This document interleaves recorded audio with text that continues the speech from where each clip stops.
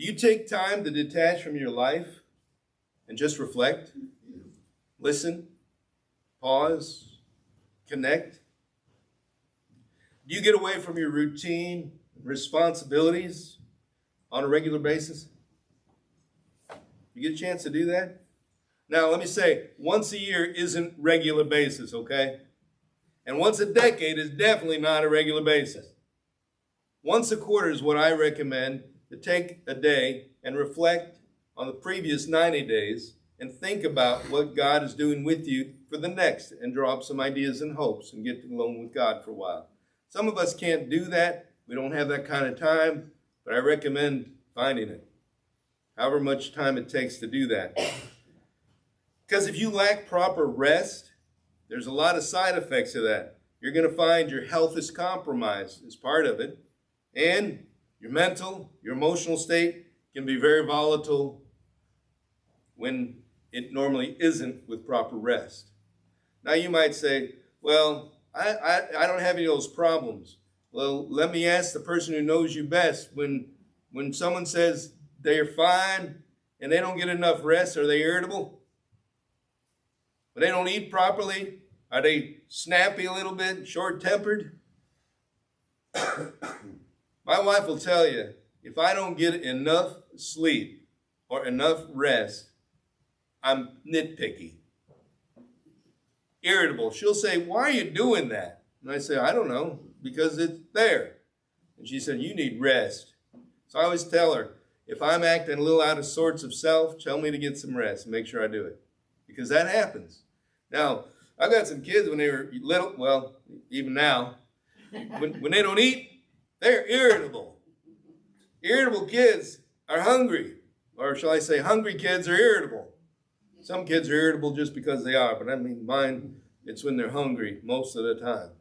And so a fed kid is a happy kid. And the children are going, yeah, see, you should feed me. But I bring this up because in early 2020, I was severely burnt out, really bad. I had anger, I had depression, frustration, and it was all running throughout every area of my life. I didn't want to be around anybody, so I started isolating. It wasn't good. And that's a sign of trouble if you're isolating, trying to get away from people, and you normally aren't like that, and you're just saying, just leave me alone. That's a sign you need rest. It's a sign you're overwhelmed. It's a sign you're trying to figure things out. I just wanted to quit everything and disappear. That was in early 2020. I needed some rest. I was running nonstop, and COVID came along. And it made sure when our nation basically shut down that I got some rest. I don't know if you remember that period of time, but everybody's going, well, can't drive anywhere, can't go anywhere, it's all shut down. So what did we do? We stayed home. We saw the neighbors outside playing with their kids like they'd never done before, people taking walks as family in our neighborhood. It was really neat to see. Families became family for a while. But at that time, I needed some rest, and it didn't come until that forced itself on me. Now, it began with a nature hike with my wife on the canal trail. We've realized there's no doors. They can't lock that. And so we went there, we'd never been, and we, brought masks in case we ran across someone on a trail, and we began to walk it. And as we were walking the trail, something happened. We began to relax a little bit. And since we enjoyed the experience so much, we began hiking regularly. And as we did so, our relationship, which had been detached, disconnected from contrasting schedules, we began to reconnect with each other and have conversations we'd avoided for years. We just spent time together, learning each other and knowing each other and growing close again because of that.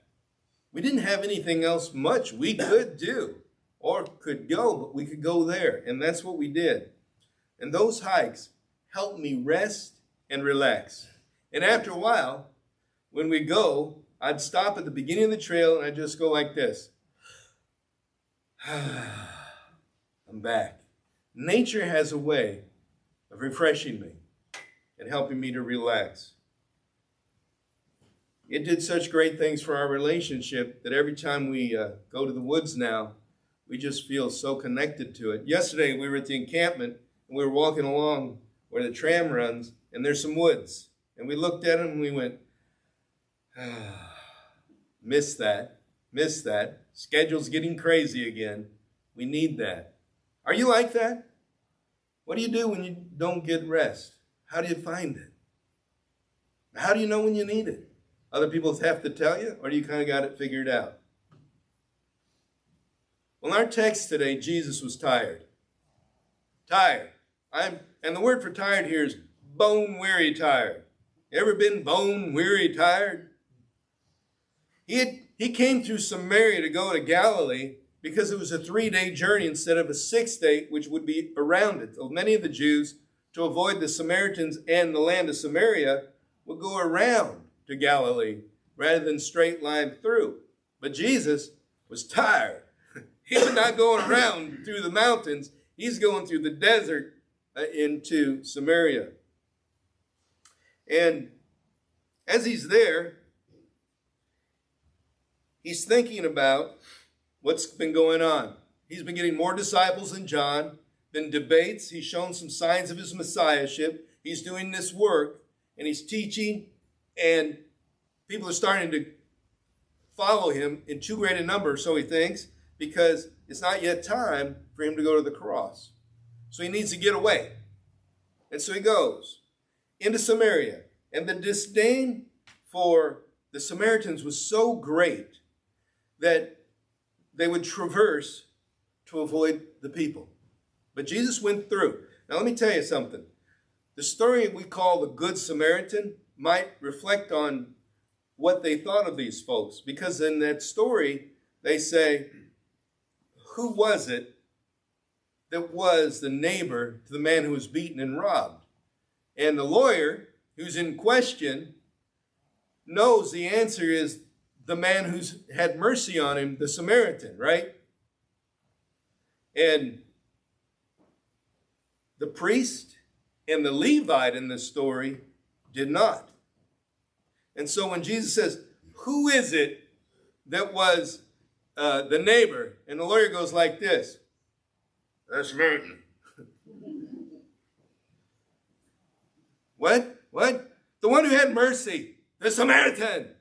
And he did not want to acknowledge anything good about a Samaritan.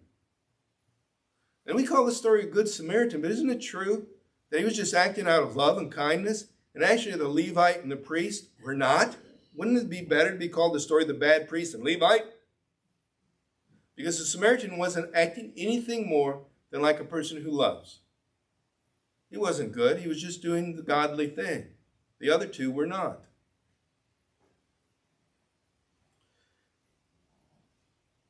When Jesus left to go through Samaria, kickback had already started in his life. The wheels were in motion for what was going to happen. His messiahship signs had already been revealed, a couple of them, that is. But his destiny toward the cross, the path was set. As he left, he and the disciples walked a long journey to Sychar. It was such a long journey, and Jesus had been so busy. It says in the scripture, Jesus could go no further. Then he was worn out, bone tired. When they got to Jacob's well, Jesus basically plopped down beside it. He sent the disciples to go get food. He needed energy, needed strength, needed replenish. So he sent them to town in Sychar, which is about 1.5 miles away. So figuring they're walking, got to get the food. They're going to be gone at least 2 to 3 hours. And Jesus just sits there, thirsty and hungry. And think about this. He was at a place where food, rest, and refreshing water could be had. The disciples were going to get the food. He's sitting there resting. But the well, which had the water, was deep. 100 feet deep. Water so close, so refreshing water. And he couldn't get it. You ever been there? We're at a place of rest and you can't rest. You get time to rest, your mind's swirling and you can't get to the place of rest. Well, that's kind of what Jesus is facing. He plops down by the well, and that time they had a little, small pouch with a rope that they would carry with them, but Jesus didn't have that. And they would use that to draw water out of wells in their journeys. And that was a common part of their outfit, if you will. Just a drink, just one drink, and Jesus would have had some refreshment. But nobody was there. And isn't it interesting that the Son of God had no one to give him a drink? The Son of God. Later in his ministry, Jesus talked about this experience when he said, if you give just a cup of water in my name to even the least of these, you've done it to me. And I'm thinking in his mind, he's going, I know what it's like to need that. And I know what it's like that a cup of water can change a life in the right moment. Jesus just needed a cup of water. As a matter of fact, when the woman comes from Sychar to the well, he asks her for a drink of water. The very next verse.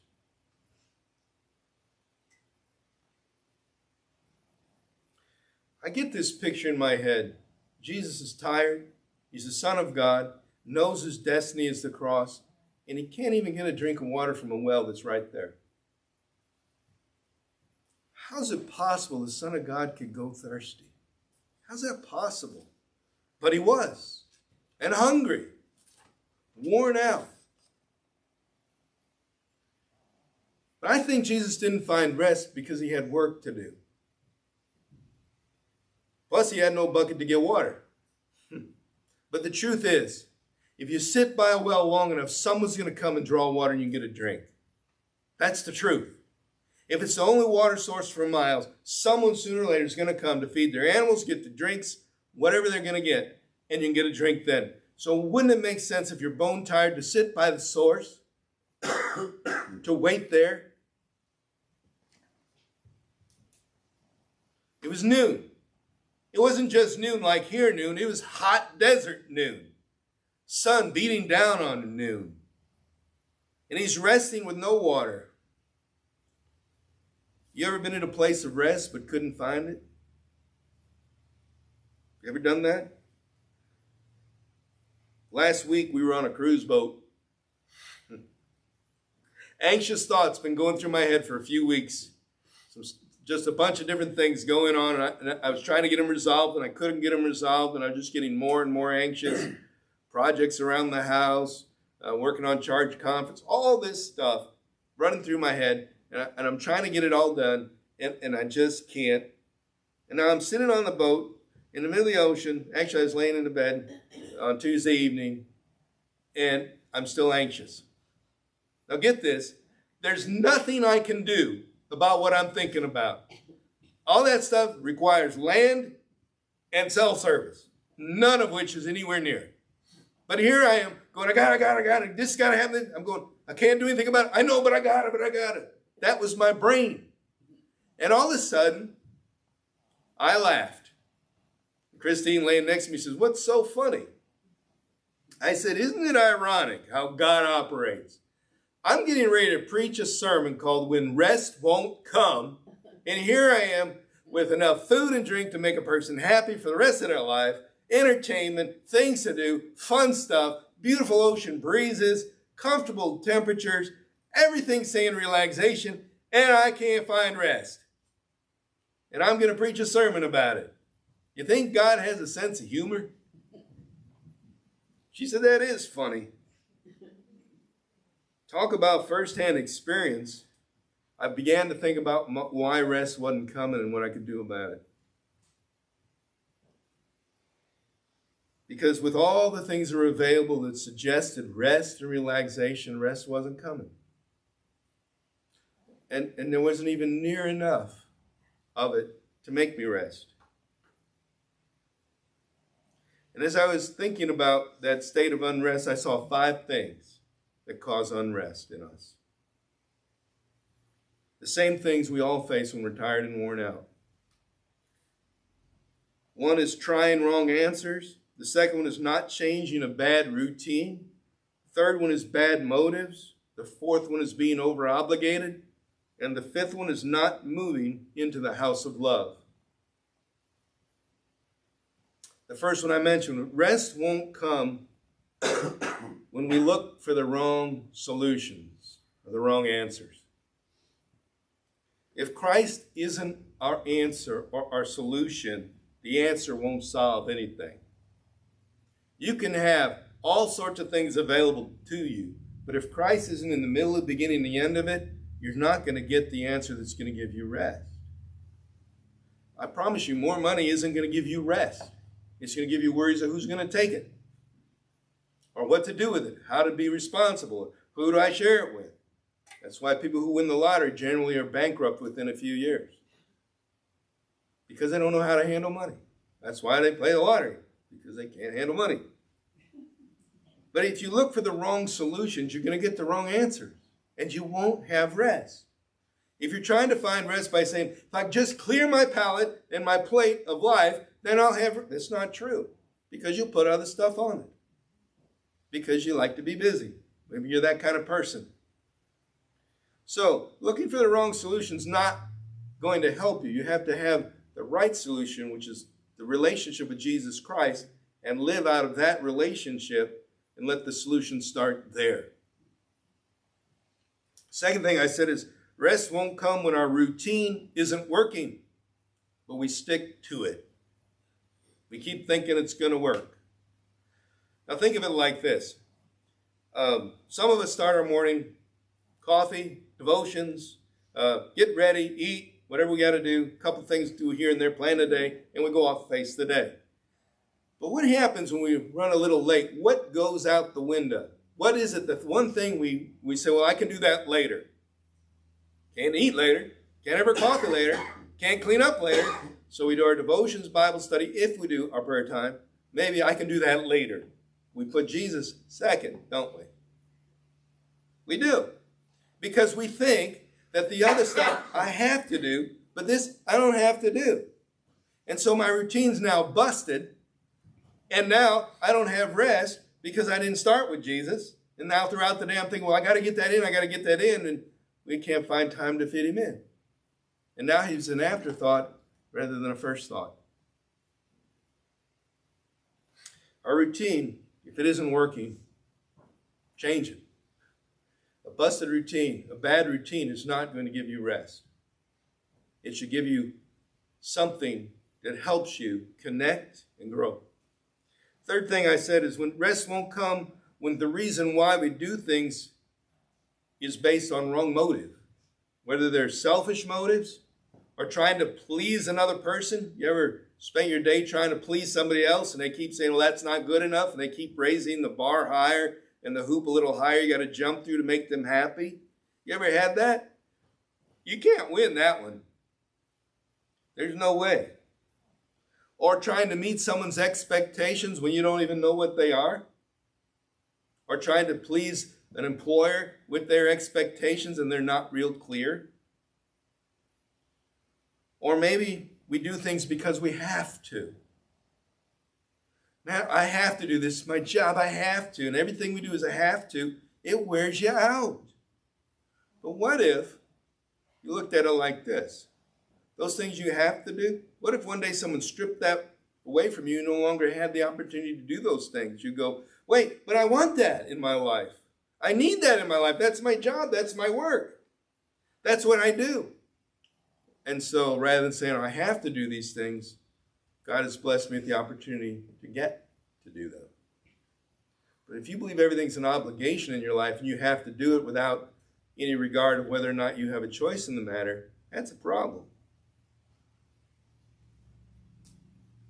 And the fourth thing I mentioned is rest doesn't come when we feel obligated to do certain things and underappreciated or not appreciated at all for doing them. Or sometimes we take on too much to try to feel appreciated or cared for or wanted or needed or loved.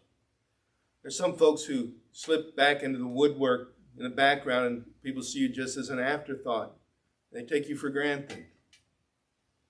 And you're just saying, I just wish someone would say thank you or recognize the job I do.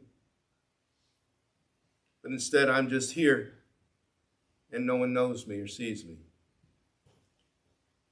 You're obligated to it, but no one knows what you go through to do it or acknowledges that. That's why rest won't come sometimes, because there's no peace. And you do your best in no peace. Sometimes a little recognition is great. I'll tell you this.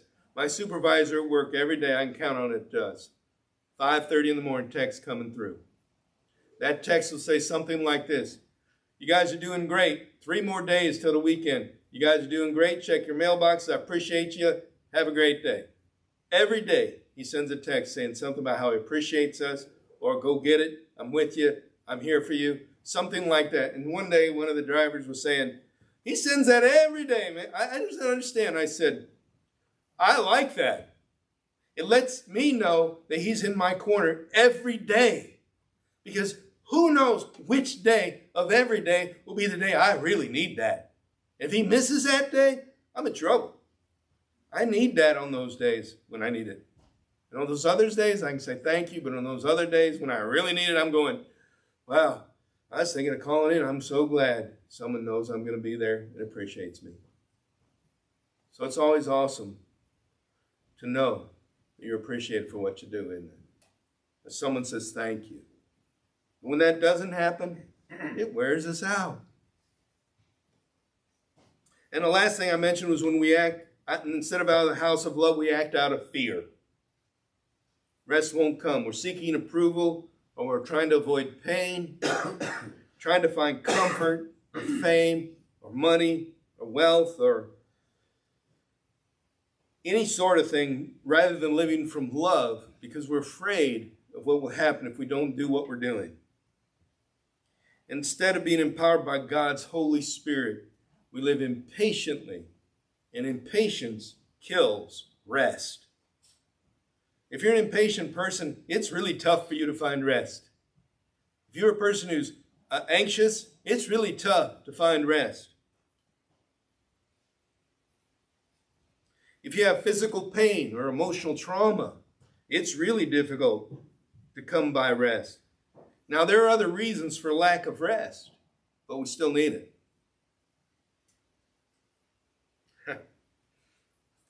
So, Wednesday, on the cruise, we're in Jamaica. And we take a bus to this great, huge resort. And I realize I need rest. Christine's able to go down to the beach, sit in the water, and enjoy conversations with all the different people around. And I can't sit still for 10 seconds. I sit down, I go, I can't sit down. I get up, I move around. I go to this swimming pool, the biggest 3 football fields. I say, I got to go all the way around this and see this and see this. And I'm anxious because I got to see everything. You know how that anxiety says, I don't want to miss a thing on this place. And I'm going everywhere, kids pool, everything. And I'm going, okay, I think I went everywhere. Oh, no, there's something else over here. Non-stop moving because I couldn't rest. And I'm in a place that says rest, rest, rest. And I couldn't. And I'm going, what's wrong with me? I couldn't figure it out. And then the next day, we pull into Grand Cayman Island. And all we do is go into the port where the shops are. That's all we did. And I'm still a little anxious, still not able to rest. And I've remembered that Tortuga. Ever heard of Tortuga? Watch Pirates of the Caribbean, it's in that movie. Tortuga is the place where the pirates would go to rest. And I remembered that it was on Grand Cayman. And I said to someone, where's Tortuga? And they said, it's 45 minutes away. It's on the northeast side of the island. I said, oh, I wish I could go there and then I could get some rest.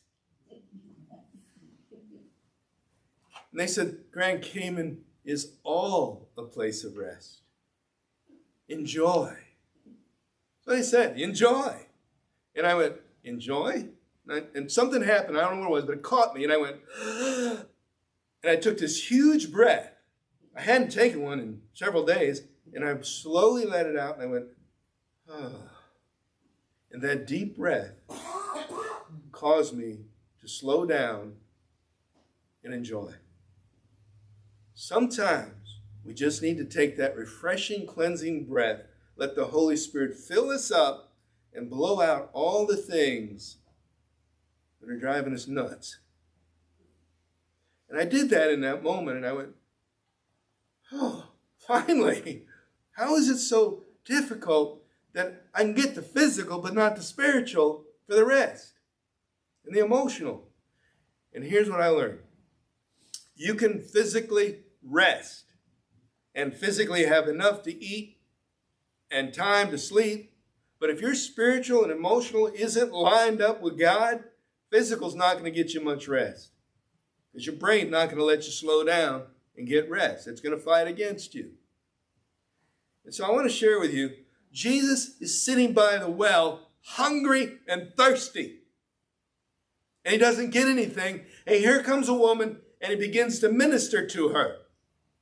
He doesn't go, I'm worn out. Why are you talking to me? He initiates the relationship.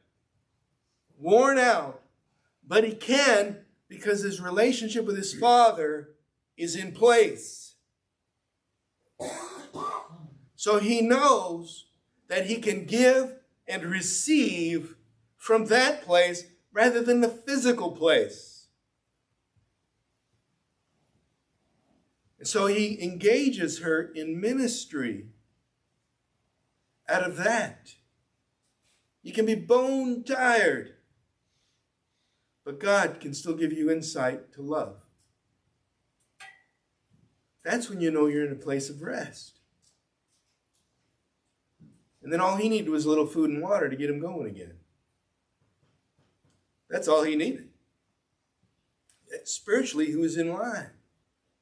This is what we do wrong. We think we're tired. We need to go on a vacation, get some sleep, and think that'll fix it. But if your heart isn't in line with God, rest won't come. You're still trying to please people. You're living out of fear. You're living out of anxiety, the motives, the trauma of COVID still playing on your head. I can't get close to people. I can't go on vacation. Can't get near anybody. They don't want to be near me. All this stuff will go through your head.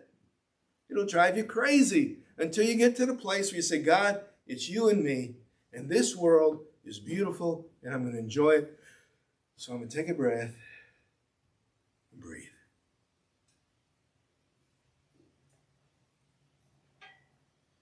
Jesus took the time and he was able to rest. He waited for the food and the water, and that just enhanced his resting state. He went without food and water for 40 days. He can handle a couple hours. The fact is, if we don't rest, we don't come to a spiritual state of rest with God, we will deplete ourselves, and it opens us up to all sorts of vulnerabilities. All you have to do is ask for what you need. That's all you have to do. God, I just need restored. Like the psalmist said, lead me beside still waters. Strengthen me. Remind me that you lead me. And I don't have to worry about where I'm going if you're leading me. But if I think I'm in charge of everything and I got to determine my schedule and my life, I'm going to wear myself out. And I'll never be at peace. It's a relationship in still waters and green pastures where you can live the rest of it out of. You don't live it out of an agenda. You live it out of rest with your Father in heaven, with Jesus. This kind of rest is the kind of rest we need. So maybe today you've been looking for some rest and you haven't been able to find it. I'm going to give you encouragement this morning to take a deep breath, breathe in the presence of God and say, God, I need you, and I'm letting go of everything else and just sitting with you for a while. Everything else you'll bring to me because I'm sitting by the well. You are the well. And I'll rest here with you.